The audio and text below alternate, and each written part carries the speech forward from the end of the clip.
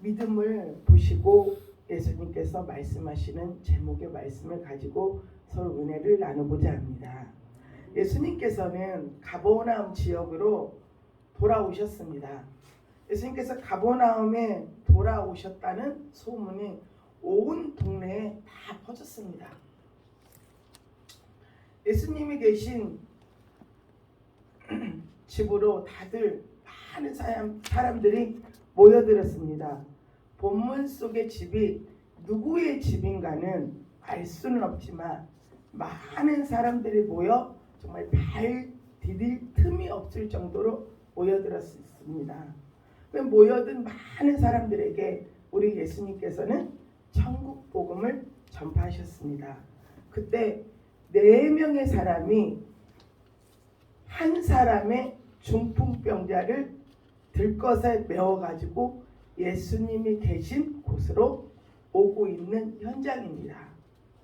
예수님이 계신 안으로 이 중풍병자를 들것을 가지고 들어가려 했지만 너무나도 많은 사람들이 예수님이 계신 문 앞까지 있기에 이들은 들어갈 수가 없었습니다. 그래서 이들은 이 4명의 사람들은 밖에 있는 계단을 이용하여서 예수님이 계신 그 지붕 위를 뜯습니다.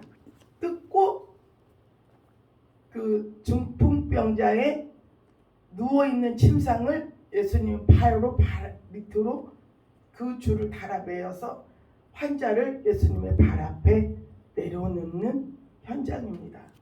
본문 속에 중풍병자란 정말 정신은 멀쩡한데 몸을 자기가 원하는 대로 움직일 수 없는 질병입니다. 본문 속의 중풍병자는 몸을 전혀 정말 움직이지 못했습니다. 정신은 멀쩡한데 몸을 움직이지 못한다는 걸 여러분 상상해 보십시오. 얼마나 그게 고통입니까? 사람들이 생활하려면 먹고 자고 또한 볼일을 우리가 봐야 합니다. 그런데 이런 것조차도 할 수 없다는 것은 정말 큰 고통이며 지옥과 같은 삶입니다. 근데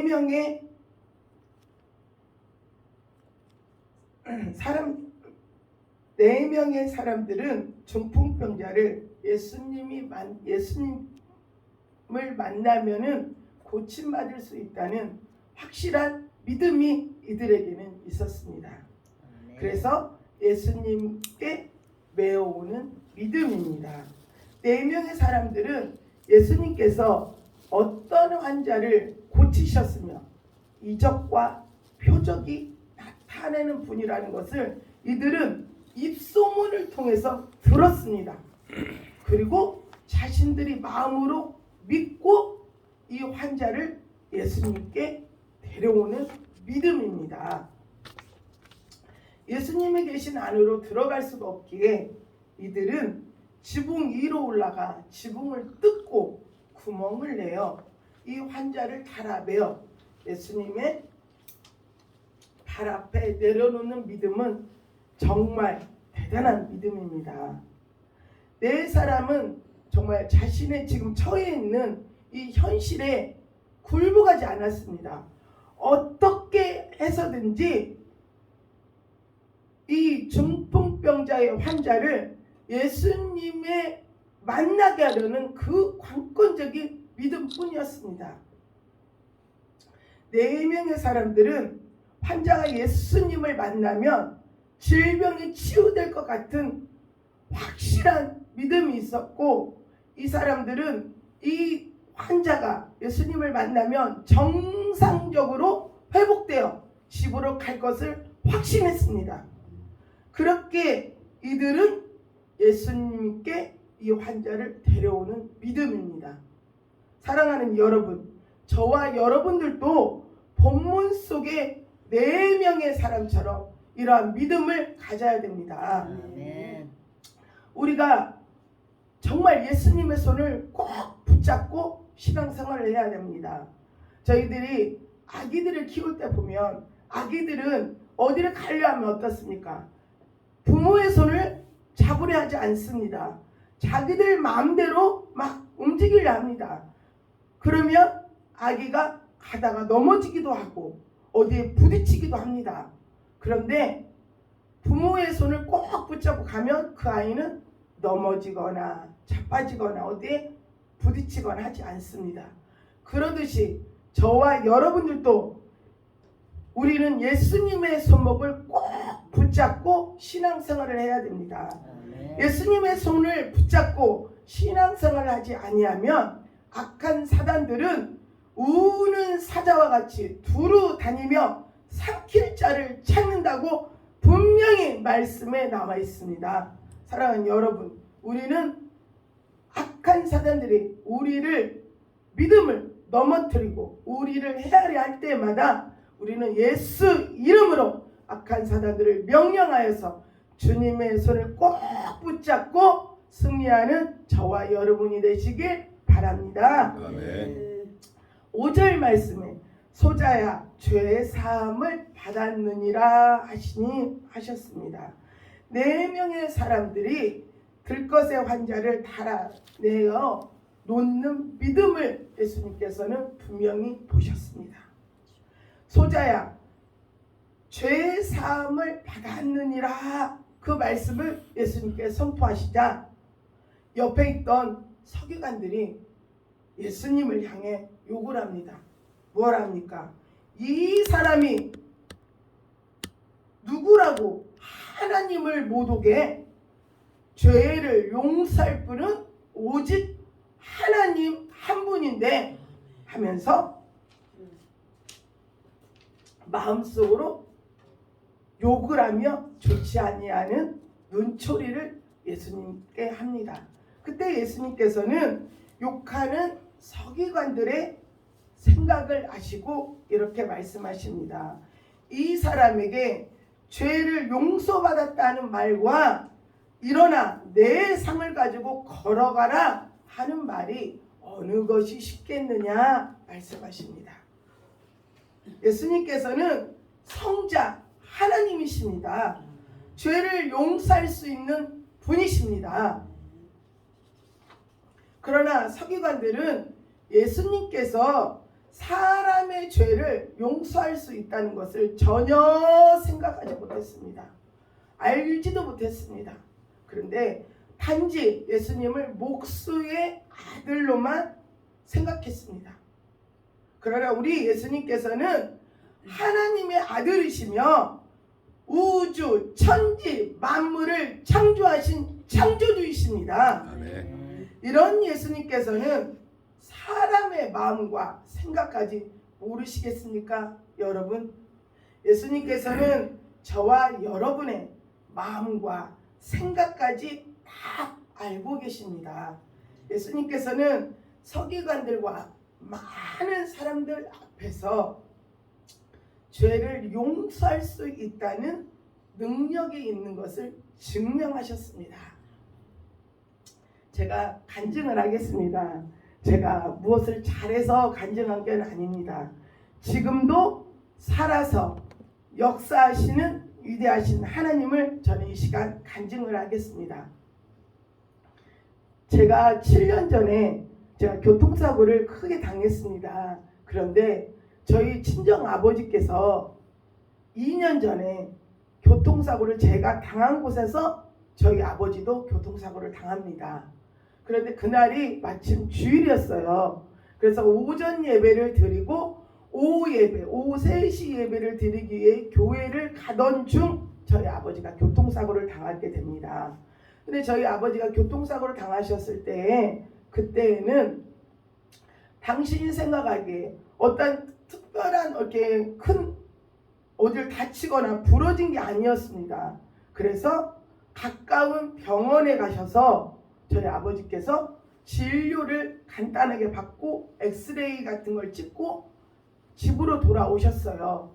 집으로 돌아오시고 난 후 1시간 정도 됐을 거예요. 근데 저희 아버지께서 자식들에게 이제 막 다 연락을 하셔가지고 저희들이 다 모였었어요.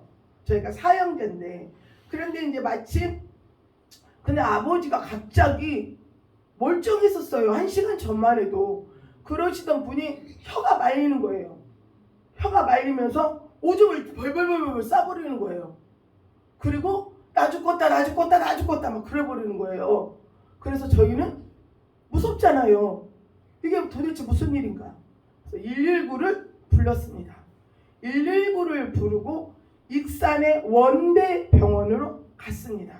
근데 갈 때까지만 해도 저희는 사실 저희 아버지가 그렇게 큰 어떠한 외관 겉으로 나타나는 것에는 아무 이상이 없으니까 괜찮겠지 하고 저희들의 사형제는 모여서 저녁에 이제 응급실에 한 사람을 남겨두고 어떻게 하냐, 저녁밥을 먹고 저희가 응급실에 왔습니다. 응급실에 와서 도착을 해보니 글쎄 저희 아버지께서 의식이 없다는 겁니다. 이게 웬일입니까? 1시간 전만 해도 멀쩡했던 분이 의식이 없다니. 그래서 저희는 정말 깜짝 놀랐습니다.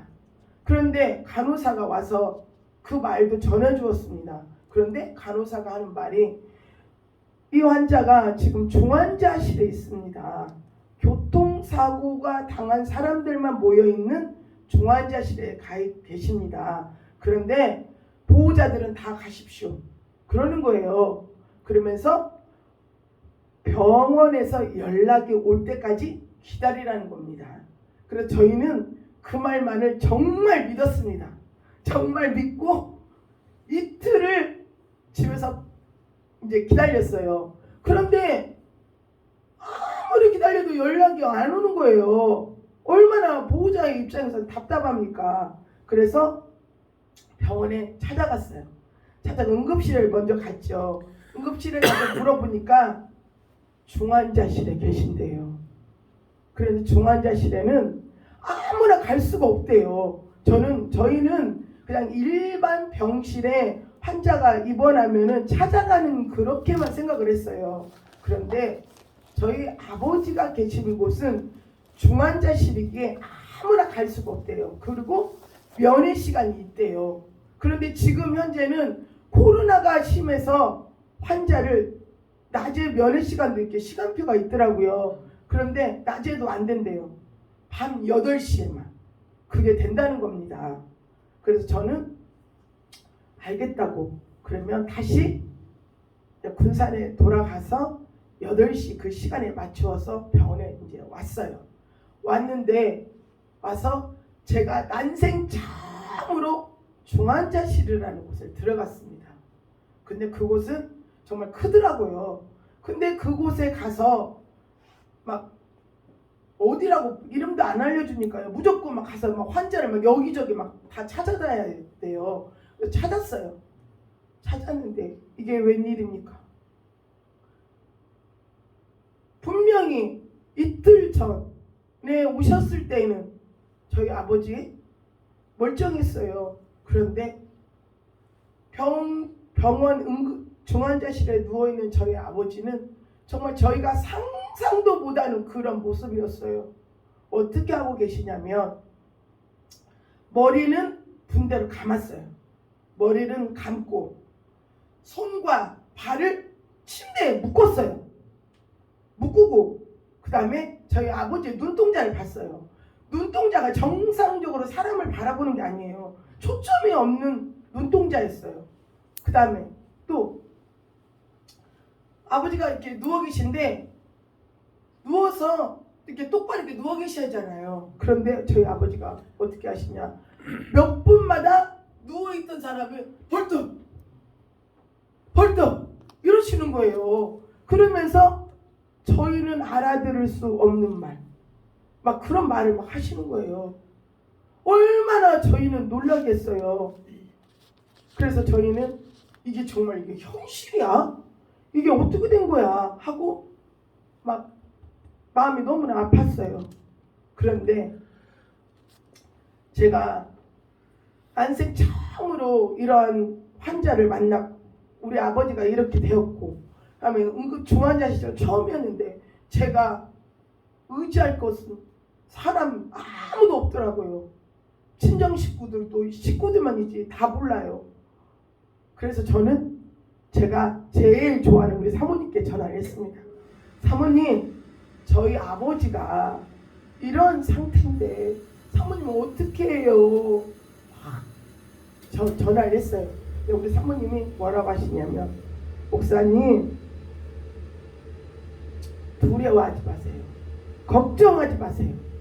하나님께 기도하세요. 그러시는 거예요. 그러면서 또 하시는 말씀이, 매일같이 중환자실에 와서 안수기도를 하라는 겁니다. 저한테. 어떻게 안수기도를 하냐? 가슴과 머리에 손을 얹고 기도를 해주라는 겁니다. 그래서 저는 우리 사모님의 말씀만을 믿고, 목사님께서도 그렇게 말씀을 하셨기 때문에 그 말씀을 믿고 이제 매일같이 중환자실에 이제 가야겠다 결단을 합니다. 하고 중환자실에 처음 들어갔어요. 처음 들어갔는데 막 이렇게 환자가 너무 유독하니까 간호사가 늘 옆에 있더라고요. 근데 우리 사모님 말씀대로 순종을 하려고 아버지에 있는 그 누워있는 환자 거기에 머리를 대고 가슴을 손을 얹고 안수기도를 한다고 이제 막 하려고 하고 있었어요. 그랬더니 간호사가 뭐라고 하는 줄 알았어요? 저한테, 지금 뭐 하시는 겁니까? 환자에게 필요한 거는 절대 안정입니다. 빨리 나가세요. 지금 뭐 하시는 겁니까? 나가세요. 저를 내가 쫓는 겁니다. 저는 분명히 누구하고 약속했습니까? 우리 사모님과 목사님과 어떻게 하겠다고 약속했습니까?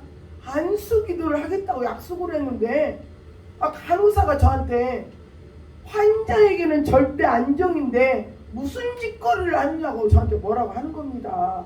그래서 저는 간호사에게 막 큰 소리를 말을 할 수가 없잖아요. 그래서 네 대답만 하고 간신히 안수기도를 하고 처음으로 나왔습니다. 그리고 난 다음날 이제 이틀째 되는 날 또 이제 병원을 갔어요. 갔는데 가족들이, 오빠들이 서로 아버지를 보겠다고 하는 겁니다. 근데 저의 마음은 어떻습니까?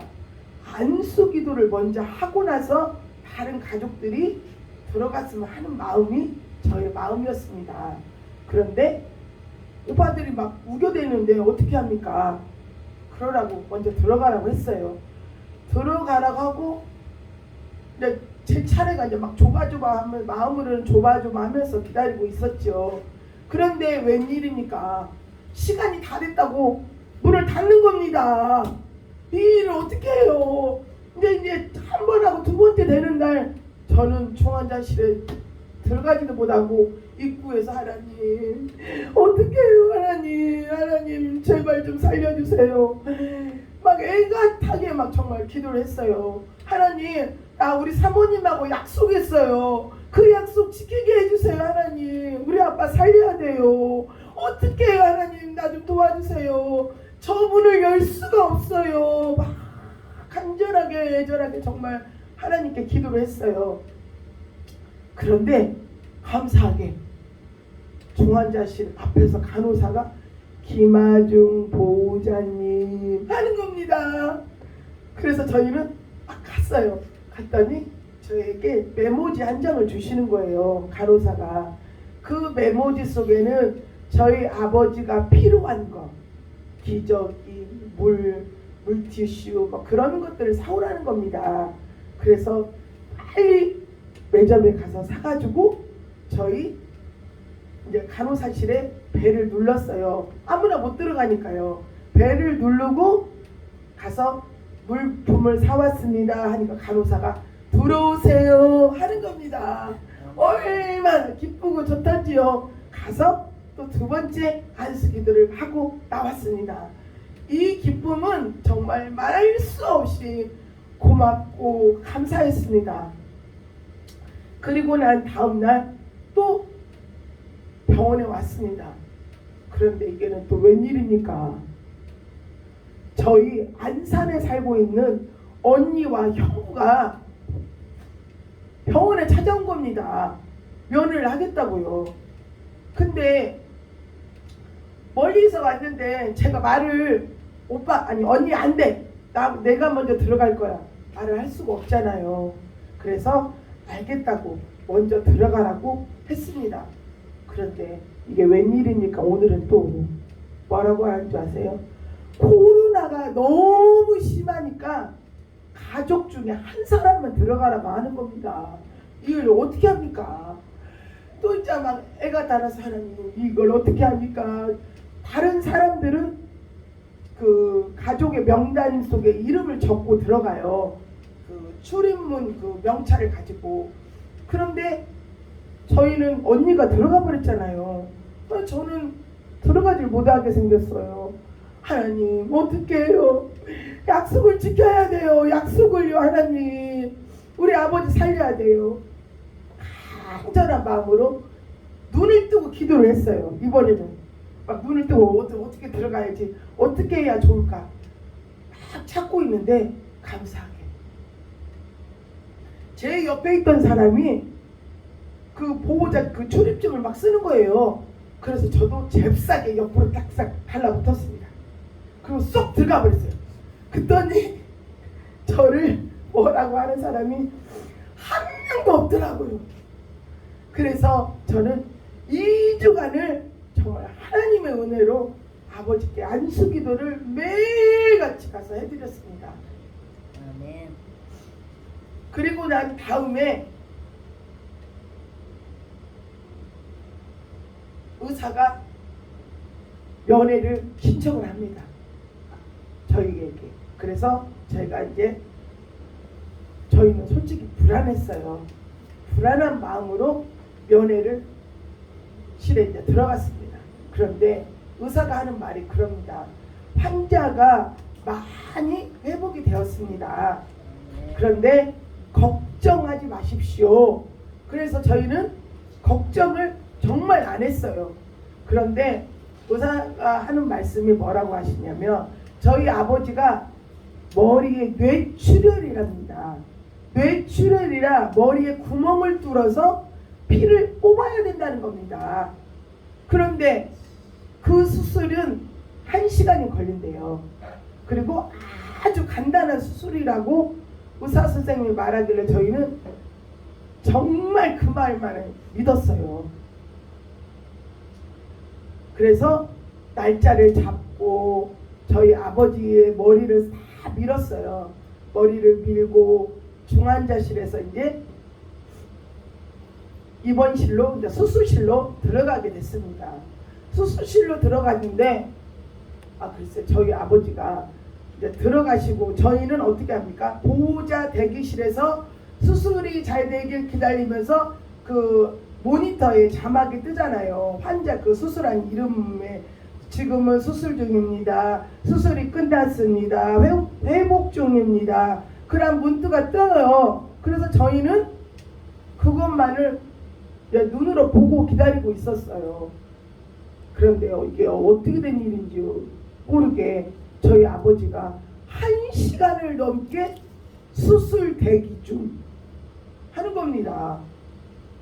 아니 수술실에 들어간 양반이 1시간을 넘게 수술 대기 중이라니 어떻게 합니까? 그래서 저는 또 우리 사모님께 전화했어요. 사모님, 저희 아버지가 지금 수술실에 들어갔는데 1시간을 넘어도 수술을 못합니다. 이게 어떻게 된 겁니까? 사모님, 저희가 들어가서 무슨 말을 할 수도 없고 어떻게 합니까? 그랬더니 우리 사모님께서 그러면 알겠다고 기도하자고. 그래서 저희는 대기실에서 우리 아버지의 머리에 수술이 잘 되길 기도하였고, 우리 목사님과 사모님께서는 저희 아버지를 위해서 뒤에서 기도하셨어요. 그리고 나서 무사히 하나님의 은혜로 수술을 마쳤습니다. 그리고 나서 저희 아버지가 이제 회복실을 지나서 이제 저희를 볼 수 있게 되잖아요. 저희를 볼 수 있게 되는데 저희 아버지의 모습을 보니 저는 또 기겁을 했습니다. 아니 수술을 했으면은 몸이 정상적으로 돼야 맞지 않습니까? 그런데 처음에 중환자실에 갔던 모습과 똑같은 겁니다.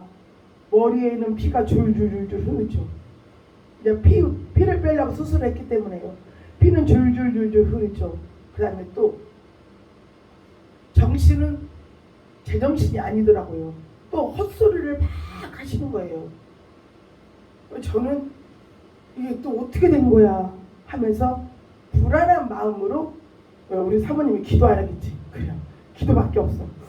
또 머리하고 가슴에다 손을 얹고 계속해서 기도를 했습니다.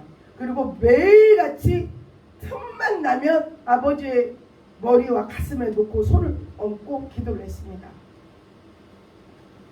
그랬는데 저희 아버지하고 같은 날 수술을 한 남자분이 계셨어요. 그분은 나이가 조금 젊더라고요.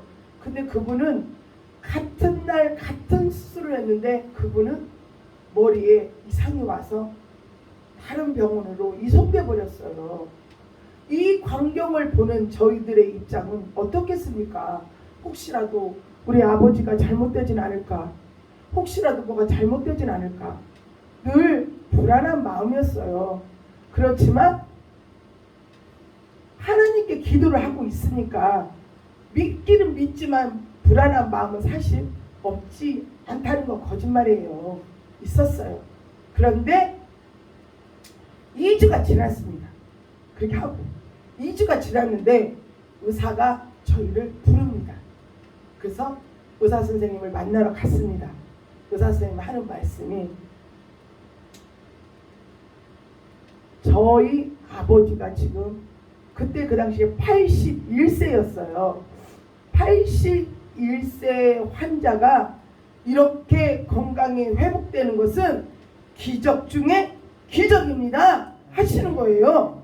그것도 뭐라고 말씀을 하시냐면 자기가 의사 생활을 28년을 했대요. 28년 동안 이런 환자는 처음 본다는 겁니다. 아니 어떻게 이렇게 정상적으로 몸에 회복되어 태어날 수 있느냐는 겁니다. 이거는 사람의 힘으로는 할 수가 없대요. 그래서 이게 어떻게 된 건지 자기의 머리로는 도대체 이해가 안 간다는 거예요. 그래서 저는 그때 딱 그랬죠. 그렇죠. 우리 하나님이 하셨습니다. 네. 우리 하나님이 우리 아버지를 치유해 주셨습니다. 제가 간증을 했어요. 그랬더니 의사가 시큰둥하는 거예요. 근데 그 의사가 말을 듣든 말든 저는 하나님께서 해주셨으니까 하나님을 간증을 해야 맞지 않습니까? 그래서 저는 우리 하나님께서 치유해 주셨습니다 라고 간증을 했습니다. 여러분, 우리 하나님께서 정말로 저희 아버지가 의사 선생님께서 그렇게 말씀하셨어요. 이 연세에 이런 증세가 나타난다면 이 환자는 식물 인간이나 그렇지 않으면은 치매가 엄청나게 심한 환자로서 다른 병원에 입원을 해야 맞대요. 그런데 어떻게 정상적으로 퇴원을 할 수 있느냐는 겁니다. 이거는 자기의 머리의 생각으로 상상으로는 이해가 불가능하다는 거예요. 우리 하나님께서는 우리 사람의 머리를 초월합니다.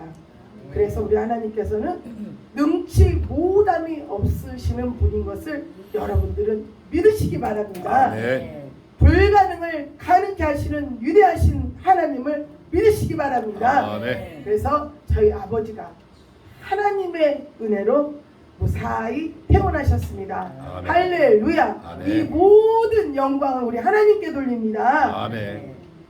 그래서 저희 아버지는 태어나셔서 이렇게 건강한 모습으로 지금은 신앙생활 열심히 하시며 또한 매일같이 새벽 기도에 나오셔서 자식들을 위하여서 기도하고 계신 것을 믿으시길 바랍니다. 네. 우리 하나님께는 다른 거 없더라고요. 정말 내가 하나님을 믿고 얼마만큼 신뢰하느냐에 따라서 우리 하나님께서는 우리들의 질병을 치유해 주시고 안 해주시고 하는 것을 믿으시길 바랍니다. 12절 말씀에 뭐라고 합니까? 그가 일어나 곧 상을 가지고 모든 사람 앞에 나아가거늘 하셨습니다. 중풍병자가 즉시 타고 내려온 상을 가지고 찬송을 부르며 걸어가는 결과입니다. 마태복음 9장 12절 말씀에 예수님께서는 이렇게 말씀하십니다. 건강한 자에게는 의원이 쓸데없고 병든 자에게는 쓸데있다고 말씀하셨습니다. 네. 예수님께서는 자신을 의사로 표현하셨습니다. 육신의 의사는 환자의 질병만을 치유하고 약을 줍니다. 그래서 치유를 해줍니다. 하지만 우리 주님은 저와 여러분의 육신의 질병뿐만 아니라 우리의 영혼의 모든 문제까지도 다 해결해 주시는 능력의 참 의사임을 믿으시길 바랍니다. 아멘. 환자에게는 의사가 필요합니다. 그러듯이 저와 여러분에게는 육신의 의사가 필요한 게 아닙니다. 우리의 영혼의 의사인 주님이 필요합니다. 아멘. 본문 속의 중풍병자가 예수님을 만남으로 자신의 질병이 치유받고 영적인 구원의 축복까지 받았습니다. 저와 여러분의 죄와 허물을 용서하기 위하여서 십자가에 못 박아 죽으신 예수님은 3일 만에 부활하셨고, 부활하신 주님을 나의 구주로 우리는 영접하고 믿을 때 우리의 육신의 질병과 영적인 문제까지 다 해결받는 주인공이 되시길 바랍니다. 아멘. 자, 본문 속에 네 사람의 믿음을 보십시오. 네 사람 중 한 사람이라도 중풍병자에 들 것을 메고 오는 것을 거절했더라면 이 중풍병자는 정상적으로 하나님의 은혜를 입지 못했을 것입니다.